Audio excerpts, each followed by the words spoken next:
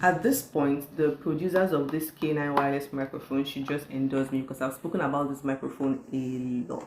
Not only is it affordable, it gives, the quality is very great.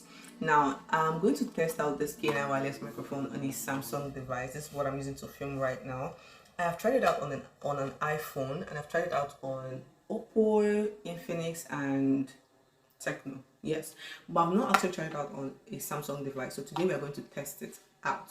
So if you don't know the content of a K9 wireless microphone, just watch my other videos. You're going to see everything there. So I'm going to get one, and I'm going to use the receiver. Now this receiver is a Type C receiver. They have the one for iPhone, but we're not using that today. So I'm just going to plug this in.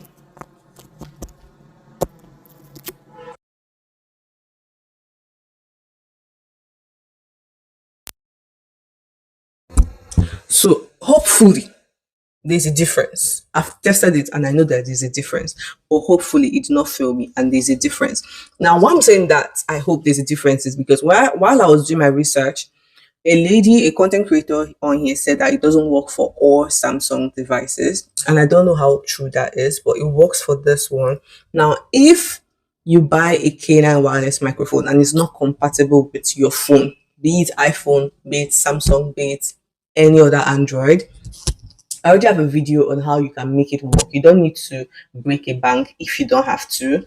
You can get this K9 wireless microphone and use the method that I talked about in my other video, and your microphone is going to work seamlessly. So I hope this video was helpful, and please do well to like and subscribe to my channel. So bye.